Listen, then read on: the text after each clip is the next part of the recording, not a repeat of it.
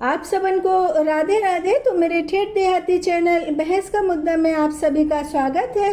तो जब भी कोई व्यक्ति वेदों का ज्ञान प्राप्त कर लेता है, शास्त्रार्थ की शिक्षा प्राप्त कर लेता है, तो देश से लेकर विदेशों तक में कथा वाचन के लिए उनको आमंत्रित किया जाता है। तो व्यासपीठ पर बैठना, एक साथ इतने भक्तों के समक्ष कथा वाचन करना कोई आसान काम नहीं है।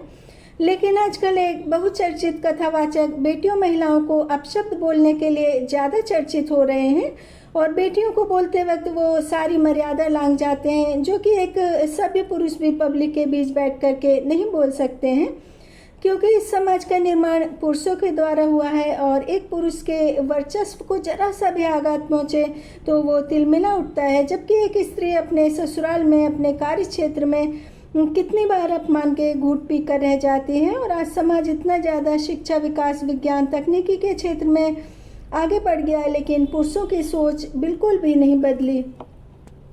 उनको घर की चारदीवारी में, बंदिशों में घुट घुट कर रहने वाली महिलाओं को देखकर ही ऑक्सीजन आती है। भले ही 4 बच्चों के बापू होकर इंस्टाग्राम पर आईडी बनाए आई एम सिंगल।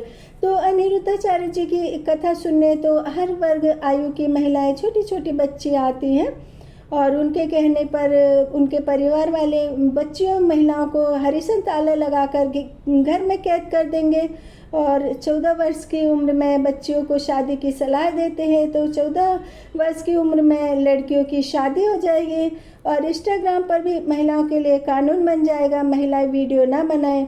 तो आपका क्या होगा महाराज जी? कथा वाचन का मैदान साफ, इंस्टाग्राम का मैदान साफ, फिर तो सिर्फ पुरुष वर्ग आपके मैदान क्षेत्र की परिधि में आएंगे। और वैसे भी 80% परिवार को पसंद नहीं है कि उनके घर की महिलाएं कथा सुनने जाएं। घर वाले कहते हैं कि घर में तो तुम चाय पानी के लिए किसी को नहीं पूछती हो, घर का काम नहीं करती हो और कथा सुनने के लिए चली जाती हो सज धज कर। और वैसे भी कथावाचकों का चरित्र पवित्र नहीं होता।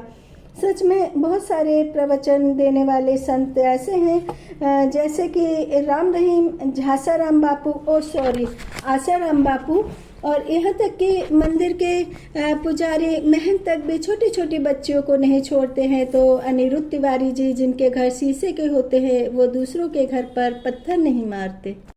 आप बार बार औरतों को वैश्या कहकर संबोधित करते हैं और ये वैश्य शब्द भी आप जैसे सभ्य समाज के पुरुषों द्वारा बनाया गया है, क्योंकि प्राचीन काल में मंदिरों में देवदासी होती थी जिनका विवाह भगवान से किया जाता था और वो मंदिर में ही रहती थी। मंदिर के पुजारी से लेकर गांव के साहूकार, जमींदार सब जाते थे इनके पास रातें रंगीन करने के लिए, रात के अंधेरे में काले कारनामे करने। और समाज विकसित हुआ, कानून बना, दासी प्रथा खत्म हो गई। फिर पुरुषों ने अपने मनोरंजन के लिए औरतों के जिस्म का व्यापार शुरू कर दिया और नाम दिया वैश्या। सिर्फ एक बार जाकर इनकी हालत देखोगे तो शर्म से आपकी नजरें झुक जाएंगी। अंधेरे सीलन वाले कमरे में, यहाँ तक कि बंकरों में भी इनको रखा जाता है और इनके साथ में पुरुष चरित्रहीनता करते हैं, समाज में मुंह उठा करके जीते हैं, सम्मान से जीते हैं।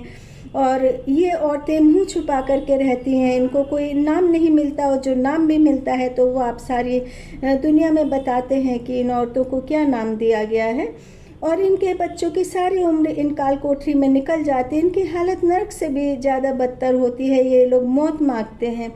अनिरुद्धाचार्य जी ने कहा आज 25 साल में लड़कियों की शादी होती है और इसका विस्तारीकरण इतने घटिया ढंग से किया कि अश्लील पिक्चर के डायलॉग भी फेल हो जाएं। और कम कपड़ों का चलन तो आज से नहीं है, जब से ये फिल्म युग की शुरुआत हुई है तब से ही इस तरह के कपड़ों का चलन है। और इस तरह के जो कपड़े पहनती है तो और कैसे भी उनका चरित्र है, चाल चलन है, हम उनको नहीं रोक सकते हैं, क्योंकि उनके पेरेंट्स भी उनको नहीं रोक सकते हैं। यदि उनको ऐसा करना है तो वो ऐसा ही करेंगी। और आज हमारे सनातन धर्म का प्रचार करने वाली युवती ने राम तेरी गंगा मैली के सीन को भी फेल कर दिया है, जो कि कहती हैं कि मुझे मेरे घर वाले बॉस कहते हैं तो बिग बॉस में भी मुझे बॉस ही कहा जाए। और कम कपड़े, अश्लीलता, ये सब इंसान को अंधेरे के गर्त की तरफ ले जाते हैं। जब इनका पूर्ण पतन हो जाता है तब भगवान की शरण में जाते हैं। लेकिन इस तरह से किसी को समझाने का ये ढंग नहीं है। आप एक कथावाचक है, कथावाचक की आयु नहीं देखी जाती है, उसका तजुर्बा देखा जाता है, उसका जो सम्मान है उसको मिलता है वो देखा जाता है। तो उस नाते तो जितनी भी लड़कियां हैं वो सब आपकी बेटी हुई, तो आपको एक पिता की तरह, एक गुरु की तरह उनको समझाना चाहिए, तो उनको समझ भी आ जाएगा और पूरा समाज आपके खिलाफ भी नहीं होगा। तो अनिरुद्धाचार्य जी के लिविंग रिलेशनशिप वाले बयान पर एक युवती ने खुद को टेस्ट ड्राइव मशीन बता दिया। हाँ, तो प्राचीन समय में समाज का एक तबका था जहाँ पर स्त्री पुरुष अपना जीवन साथी चुनने के लिए एक दूसरे के साथ पति पत्नी की तरह रहते थे और पसंद आने पर फिर इसी तरह से दूसरे साथी की तलाश में लग जाते थे। तो यह मोहतरमा शायद उसी टेस्ट ड्राइव मशीन की उपज है। लेकिन जो भी वैवाहिक संबंध होते हैं, जैसे कि एक इंसान होता है, यदि वो स्वस्थ होता है तो वो अपने सारे दैनिक कार्य कर लेता है, अपने जीविका चला सकता है। उसी तरह से जो वैवाहिक संबंध होते हैं, वैवाहिक जीवन होता है, उसका भी स्वस्थ होना बहुत ज़्यादा जरूरी होता है। और वैवाहिक जीवन तभी स्वस्थ होता है जबकि पति पत्नी दोनों एक दूसरे के प्रति ऑनेस्ट होते हैं। लेकिन लिव इन रिलेशनशिप जैसे चरित्रहीनता का चलन सभ्य समाज में पिछले करीब 100 वर्षों से चला रहा है, क्योंकि घर की महिलाओं को पर्दे में रखा जाता है। कुछ बोलती थी तो कहा जाता था अपने काम से काम रखो, नहीं तो मायके चली जाओ। और शादी से पहले जब शायद मैं 9th-10th क्लास में थी तो मेरे घर के थोड़ा सा दूर एक व्यक्ति रहते थे, तो उनका भी एक महिला के साथ में अफेयर चल रहा था और वो उसके साथ में लिव इन रिलेशनशिप में ही रहते थे। और उनकी पत्नी बहुत ज़्यादा समझाती थी और उसके फैमिली वाले भी बहुत ज़्यादा मना करते थे कि तुम्हारे इतने बड़े बड़े बच्चे हो रहे, तुमको शर्म नहीं आती ऐसा करते हुए।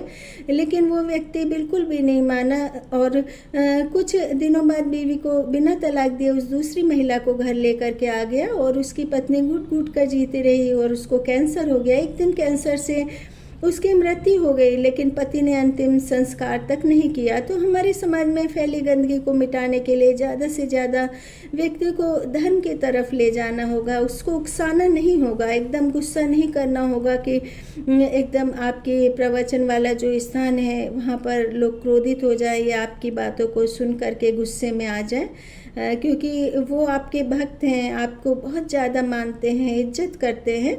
तो आप भी इसी तरह से अपने भक्तों को माने और आप अपनी इज्जत करवाने के लिए अच्छे शब्दों का इस्तेमाल करें। भगवान के नाम जप की रोशनी जलानी होगी। स्वामी विवेकानंद ने एक महिला का ऐसा हृदय परिवर्तित किया कि वह वैश्या से एक भक्त बन गई और भगवान के भजन गाने लगी। पंडित धीरेन्द्र शास्त्री इतने अल्हड़ हैं लेकिन कभी भी अपने सत्संग में महिलाओं के लिए अपशब्द नहीं बोलते। और प्रेमानंद महाराज जी के बारे में तो मैं क्या ही कहूँ। प्रेमानंद महाराज जी अपने धार्मिक ज्ञान से लोगों के हृदय इस कदर अलंकृत कर रहे हैं कि आज के युवा से लेकर हर आयु वर्ग के लोग व्यसन, शराब, गुटखा, बीड़ी, सिगरेट छोड़कर अध्यात्म के मार्ग पर चल पड़ रहे हैं। और ये कुछ भी नहीं बताते हैं कि पूजा का कोई सिद्धांत है, किस तरह से पूजा करनी है या कुछ टाइम देना। सिर्फ ये बताते हैं कि राधा राधा नाम जपो, भगवान का नाम जपो। और प्रेमानंद महाराज जी की दोनों किडनी खराब है, उनका स्वास्थ्य दिन पर दिन खराब होता जा रहा है, लेकिन फिर भी वो भटके हुए युवाओं का मार्गदर्शन करते हैं। क्योंकि इस शरीर का क्या, हम चाहे तो भोग विलास में जीवन व्यतीत कर ले, लेकिन हम ऊपर जाकर भगवान को क्या जवाब देंगे जब वो हमसे हमारे कामों का ब्यौरा मांगेंगे। बहुत सारे पति पत्नी ऐसे हैं जो कि बच्चों के लिए, बच्चों के अच्छे भविष्य के लिए अपने वैवाहिक जीवन को बचा रहे हैं। तो मुझे लगता है कि आज का ऑडियो मेरा बहुत कम लोगों को पसंद आएगा। जिस भी लोगों को मेरा ऑडियो पसंद आए तो मुझे लाइक सब्सक्राइब ज़रूर करें।